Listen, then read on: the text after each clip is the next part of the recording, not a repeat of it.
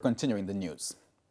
The World Health Organization, WHO, is closely monitoring the outbreak of a deadly infection known as black fungus in India and its impact on recovered COVID-19 patients. There have been over 12,000 black fungus infections in India and 300 deaths. But as Kelesha Williams reports, the WHO says there is no reason for panic at this time. If left untreated, the black fungus infection can be life-threatening.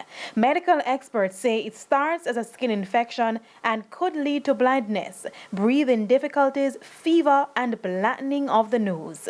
But it is not known to spread from person to person. It's a normal environmental contaminant, or it exists normally in the environment, and it's usually of no consequence to humans.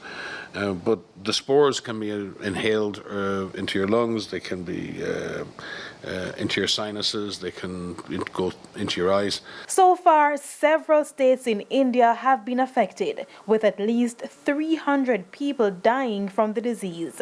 And if you are immunocompromised in that situation, they can really grow and cause a tremendous number of problems.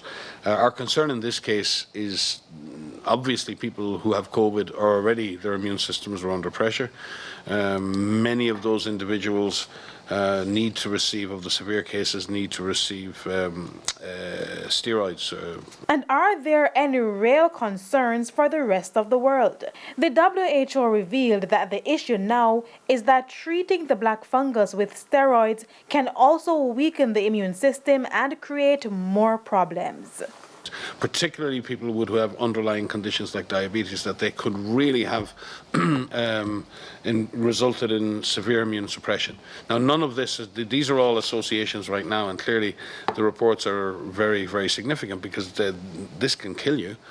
And it often requires, therapy with very specialized antifungal drugs, and often very big surgery, because the fungus sometimes has to actually be cut away, and that's quite horrific for patients. So is there reason for other countries to worry? In India, and we have heard of, I think, in one other country as well, but it isn't something that is rampant. And what we want to do is we want to better understand it. We want to better understand why it's happening, so that steps can be taken to minimize what's happening already and then prevent it from happening elsewhere. So we don't want the viewers to think that this is a new thing, that is spreading around the world, but we have to be careful. Kelesha Williams, TVJ News.